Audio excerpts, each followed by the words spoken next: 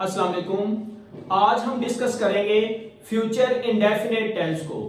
Future indefinite tense के अंदर to decide something at the time of speaking, जब हम बात करते हैं तो बात करते हुए आने वाले दौर के बारे में हम जब कोई चीज डिसाइड करते हैं तो उसको हम फ्यूचर इंडेफिनिट टेंस में लेते हैं। इसकी एग्जांपल आपके सामने है, आई शैल टेक अ स्टिक, मैं स्टिक लूंगा। अब एक छड़ी का लेना आने वाले दौर में होगा, लेकिन वो खुद इस वक्त जब वो बात कर रहा है तो वो उसको डिसाइड कर रहा है कि स्टिक ली जाएगी। तो इसका मतलब ये है to decide something at the time of speaking, जब कोई एक्शन हो रहा होगा तो वो फ्यूचर इंडेफिनिट टेंस का होगा। इसकी दूसरी जो है वो निशानी देखते हैं, to talk about what we think will happen, जब हम जो बात कर रहे होते हैं कि मुस्तकबल में ये होगा तो उस मुस्तकबल में होने वाले वाकये को भी हम फ्यूचर इंडेफिनिट टेंस में लेंगे। जैसा कि I think Pakistan will win the match, मेरे ख्याल से मैं सोचता हूं पाकिस्तान मैच जीतेगा। अब आने वाले दौर पर जब हम बात करते हैं तो उसको भी फ्यूचर इंडेफिनिट टेंस में लेंगे। इसको फिर देख लें, to talk about what we think will happen, मतलब जो हम सोचते हैं उसके बारे में हम बात करते हैं कि ये काम होगा। अब इसकी तीसरी निशानी, uncontrollable things which express future as fact, ऐसी चीजें जो अनकंट्रोलेबल हो, उन चीजों को जब हम फ्यूचर में एक फैक्ट के तौर पर लेते हैं, एक हकीकत के तौर पर लेते हैं, उसको भी फ्यूचर इंडेफिनिट टेंस में लेंगे। अनकंट्रोलेबल इसलिए कहा है कि उन चीजों को रोका नहीं जा सकता।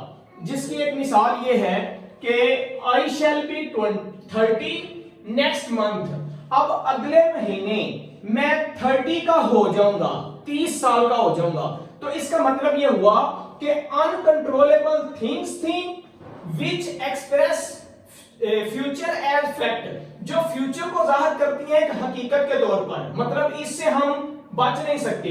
तो आई शैल बी 30 नेक्स्ट मंथ, मैं अगले महीने 30 का हो जाऊंगा। ये वो साइंस हैं जिनसे हम अंदाजा लगाते हैं कि फ्यूचर इंडेफिनिट टेंस कौन सा होगा। आम रूटीन में हम उर्दू के अंदर गा है, गी है, गे हैं वगैरह निशानी के तौर पर लेती हैं, लेकिन ये ज्यादा सूटेबल साइंस हैं जो आपके सामने हैं।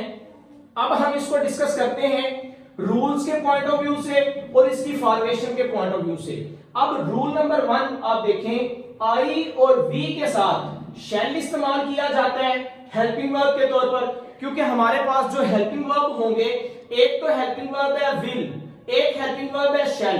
अब शैल और विल दो हेल्पिंग वर्ब हम यूज करेंगे, और शैल और विल इस्तेमाल कैसे करना है, आई के साथ और वी के साथ, मतलब फर्स्ट पर्सन के साथ हमने शैल इस्तेमाल करना है, और यू, ही, शी या दे जो सेकंड पर्सन है या थर्ड पर्सन है उनके साथ हमने विल इस्तेमाल करना है।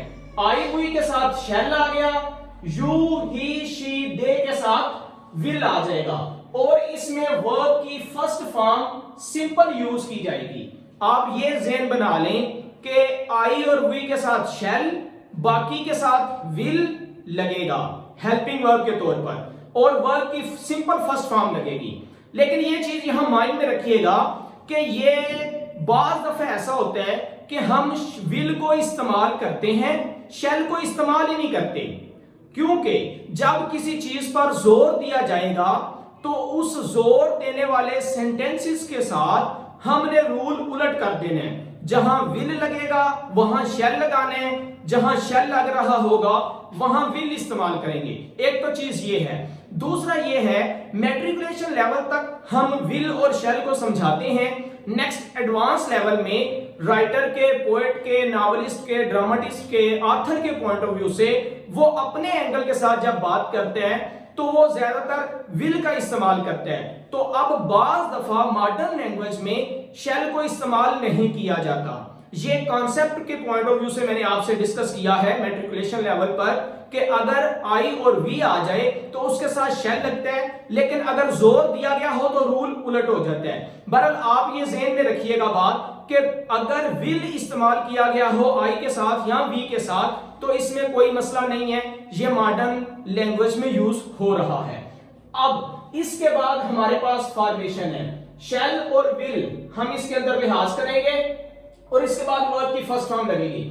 फॉर्मेशन में हमारे पास कुछ सिंपल सेंटेंसेस हैं, कुछ नेगेटिव सेंटेंसेस हैं, कुछ इंटरैक्टिव सेंटेंसेस हैं, कुछ नेगेटिव इंटरैक्टिव दोनों किस्म के सेंटेंसेस होंगे और कुछ जो हैं वो WH फैमिली से बिलोंग करने वाले सेंटेंसेस हैं। सबसे पहले देखते हैं सिंपल सेंटेंसेस को।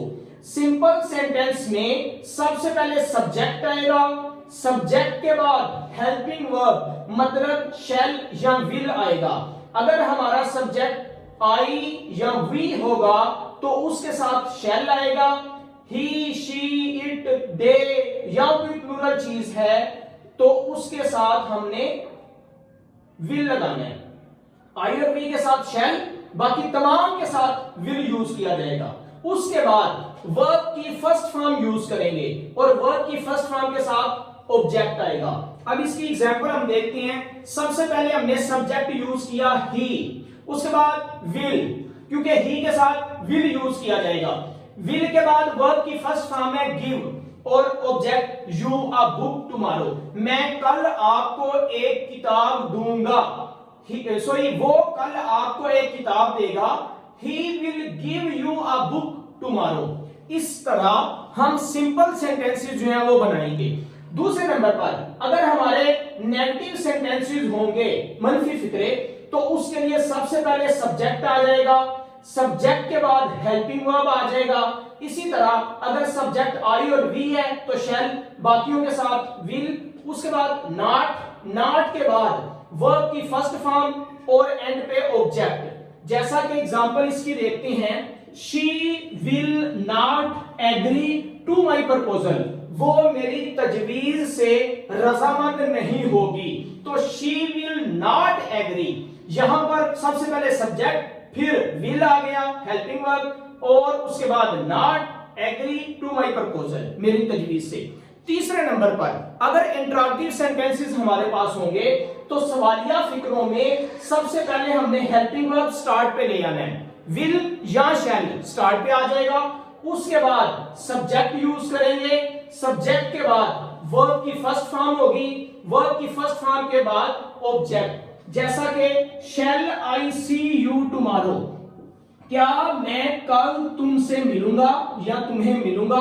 तो सबसे पहले मैंने शैल हेल्पिंग वर्ब यूज कर लिया, उसके बाद सब्जेक्ट यूज किया और सब्जेक्ट के बाद वर्ब की फर्स्ट फॉर्म यू टुमारो।